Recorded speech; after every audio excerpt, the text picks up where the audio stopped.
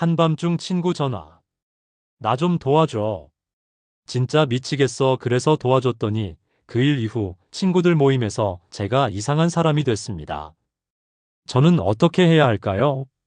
이 사연과 함께 나이 들수록 정리해야 할 관계 거리를 두어야 하는 친구 위험 신호 7가지를 알려드립니다. 영상 시작하기 전에 여러분의 구독과 좋아요가 저에게 큰 힘이 됩니다. 알림 설정까지 해두시면 새로운 영상을 놓치지 않으실 수 있어요. 그럼 본격적으로 시작해 볼까요? 오늘 소개할 사연은 한 분이 보내주신 실제 이야기입니다. 이분에게는 학창 시절부터 알고 지낸 오랜 친구가 있었습니다. 이 친구는 한때 부러울 정도로 잘 살았어요. 유치원 교사인 부인을 만나 결혼했고 아들도 낳고 행복한 가정을 꾸렸습니다. 그러던 어느 날 부인이 담당반 아이의 아빠와 바람이 났습니다. 친구는 결국 이혼했고 아들은 부인이 키우기로 했습니다. 그 부인은 불륜 상대 남자와 재혼을 했는데 그 남자의 아이 2명과 자기 아들까지 셋을 함께 키우게 됐죠. 친구는 한동안 혼자 살았습니다. 상처도 컸고 회복할 시간이 필요했던 것 같아요. 그러다 딸 하나를 키우는 돌싱 여성을 만났습니다. 전 부인과는 다르게 화려한 스타일의 미인이었어요. 둘은 연애를 하고 동거를 시작했고 결국 결혼까지 약속했습니다. 이번엔 행복할 수 있을 거라고 생각했죠. 그런데 결혼을 앞두고 이런 일이 벌어졌습니다. 어느 날 밤, 그 여성이 다른 남자와 집에 단둘이 밤늦게까지 있는 걸 친구가 발견한 겁니다.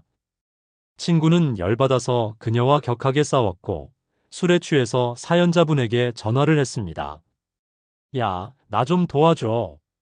진짜 미치겠어. 그렇게 사연자분은 본의 아니게 둘 사이의 문제를 바닥까지 다 알게 됐습니다. 밤새 친구의 하소연을 들어주고 위로해줬어요. 당연히 둘이 헤어질 줄 알았습니다. 그런데 결국 결혼식은 올리지 않고 혼인신고만 해서 같이 살기로 했대요. 사연자분이 이유를 물었죠. 야, 도대체 왜? 친구가 답했습니다. 결혼하기로 약속하면서 집을 걔 명의로 다 넘겨버려서 이제 어쩔 수가 없어. 사연자분은 친구들 모임에서 이 일을 모르는 척했습니다. 친구도 불편할 것 같고 그 여자도 불편할 것 같아서요. 그냥 조용히 넘어가려고 했습니다. 친구를 위한 배려였죠. 그런데 오히려 그쪽에서 사연자분을 안 좋게 몰아갔습니다. 친구들 앞에서 사연자분을 이상한 사람으로 만들고 결국 사연자분은 모임에 나가기 힘들어졌어요. 사연자분은 지금 너무 혼란스럽습니다. 친구를 위해 조용히 있어줬는데 오히려 본인이 나쁜 사람이 됐어요. 다른 친구들에게 사실을 말해야 할까요? 아니면 그냥 이대로 모임에서 발을 빼야 할까요? 마음이 너무 복잡하다고 하셨습니다. 상황이 안 좋군요. 친구에 대한 억울함과 관계에서의 배제까지 겹친 상태라 그냥 넘기기 힘든 게 정상입니다. 결론부터 말씀드리면 모임에서 사실 공개하는 건 추천하지 않습니다. 왜냐하면 친구의 사생활을 침해한 비밀 폭로자가 될 수 있습니다. 모임 전체가 분열되고 당신도 편치 않게 됩니다. 지금 그 친구는 3가지를 동시에 해야 하는 상황입니다.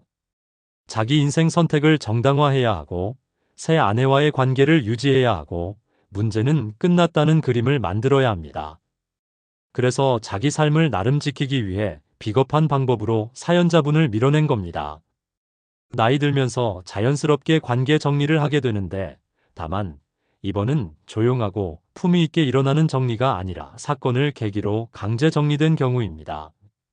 나를 불편하게 만드는 사람은 아무리 오래된 친구라도 멀어집니다.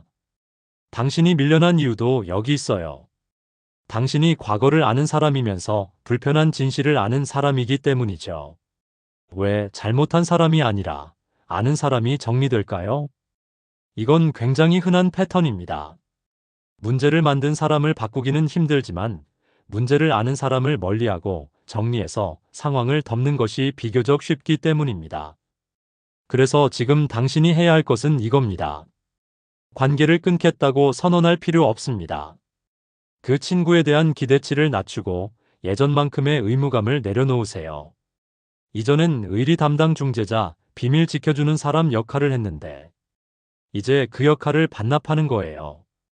내가 지켜야 할 의리는 다 했고 이제부터는 내 평온을 지키는 쪽을 선택한다.